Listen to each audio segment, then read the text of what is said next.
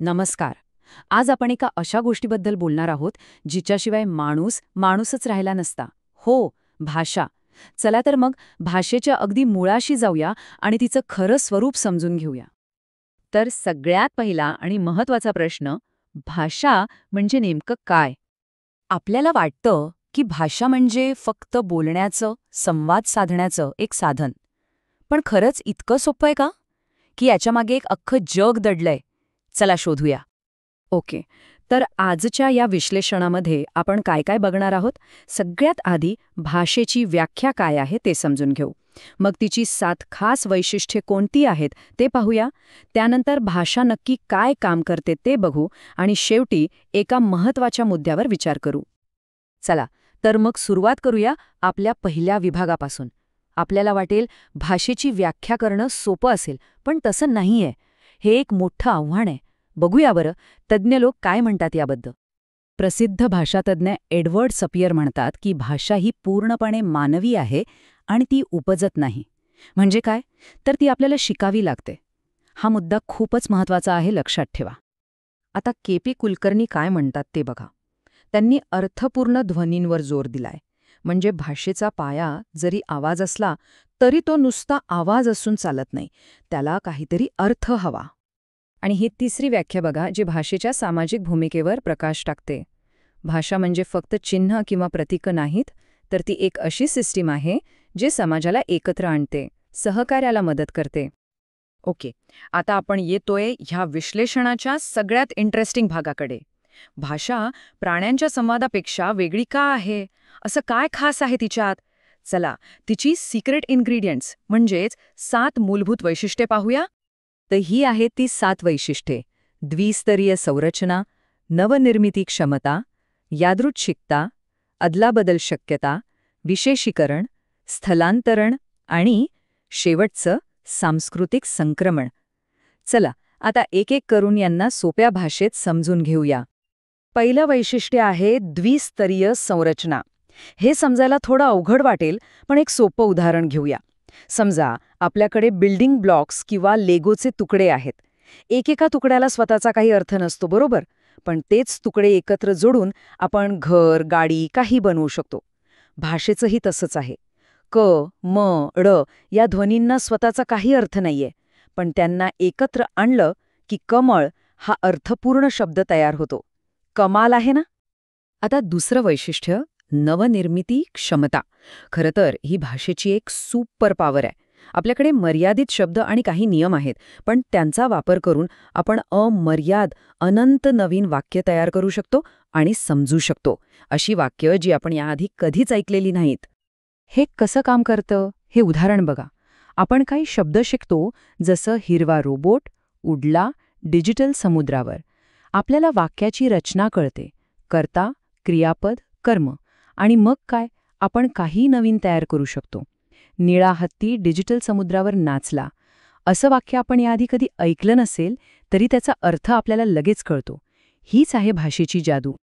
यादृच्छिकता हा शब्द जरा जड वाटतो, पण याचा अर्थ खूप सोपा आहे. झाडाला आपण झाड का म्हणतो? त्या शब्दाच्या आवाजात आणि खऱ्या झाडामध्ये काही नैसर्गिक कनेक्शन आहे का? नाही, अजिबात नाही. आपण सगळ्यांनी मिळून ठरवलं की त्या वस्तूला झाड म्हणायचं, म्हणून आपण म्हणतो. हा एक सामाजिक करार आहे. आणि हेच सिद्ध करण्यासाठी ही स्लाईड बघा. एकच वस्तू, झाड, पण इंग्रजीमध्ये ट्री, मराठीत झाड, स्पॅनिशमध्ये आर्बोल. आवाज पूर्णपणे वेगळा, पण अर्थ एकच. यावरून हेच सिद्ध होतं की शब्द आणि त्याचा अर्थ यांच्यातला संबंध आपण ठरवलेला आहे, तो नैसर्गिक नाही. ओके, आता पुढची 2 वैशिष्ट्ये जरा पटापट बघूया. पहिले आहे अदलाबदल शक्यता. म्हणजे काय, तर जो बोलू शकतो तो ऐकूही शकतो. संवाद हा नेहमी दुतर्फा असतो. आणि दुसरं आहे विशेषीकरण. याचा अर्थ सरळ आहे. आपण जेव्हा बोलतो तेव्हा त्याचा मुख्य उद्देश फक्त आणि फक्त संदेश पोचवणं हाच असतो, दुसरंही नाही. आता येतं 6वं वैशिष्ट्य, स्थलांतरण. माझ्या मते हे भाषेचं टाईम मशीन आहे. या वैशिष्ट्यामुळे आपण फक्त इथे आणि आता या क्षणात अडकून राहत नाही. आपण भूतकाळाबद्दल, भविष्यकाळाबद्दल, इतकंच काय, अस्तित्वात नसलेल्या काल्पनिक गोष्टींबद्दलही बोलू शकतो. ही टाईमलाईन तेच दाखवते. भाषा आपल्याला वेळेच्या बंधनातून मुक्त करते. आपण आपल्या लहानपणीची आठवण सांगू शकतो म्हणजे भूतकाळात जाऊ शकतो. आणि उद्या काय करायचंय याचं प्लॅनिंग करू शकतो म्हणजे भविष्यात डोकावू शकतो. प्राण्यांच्या संवादात ही शक्ती नसते. आणि 7वं, शेवटचं वैशिष्ट्य, सांस्कृतिक संक्रमण. याचा अर्थ भाषा आपल्याला वारसा हक्काने किंवा जीन्समधून मिळत नाही. आपल्या मेंदूत भाषा शिकण्याची क्षमता जन्मतःच असते हो, पण आपण कोणती भाषा बोलणार हे आपलं कुटुंब, आपला समाज, आपली संस्कृती ठरवते. याचंच उत्तम उदाहरण म्हणजे मराठी आईवडिलांचं बाळ जर अमेरिकेत लहानाचं मोठं झालं तर ते अस्खलित इंग्रजी बोलेल, मराठी नाही. तर ही झाली भाषेची 7 वैशिष्ट्य. पण आता प्रश्न असा आहे की आपल्या रोजच्या जीवनात भाषा नक्की काय काय कामं करते? चला, भाषेच्या व्यावहारिक वापराकडे वळूया. रोमन याकॉब्सन नावाच्या भाषातज्ञाने भाषेची 6 मुख्य कार्य सांगितली आहेत. आणि गंमत म्हणजे प्रत्येक संवादात ही सगळी कार्य कमी अधिक प्रमाणात सुरू असतात. जसं की भावात्मक म्हणजे भावना व्यक्त करणं, वाह क्या बात है. प्रेरणात्मक म्हणजे समोरच्याला काहीतरी करायला सांगणं, ते दार लावा प्लीज.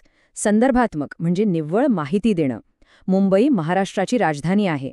संपर्क साधक म्हणजे फक्त संवाद सुरू ठेवण्यासाठी बोलणं, हाय कसा आहेस.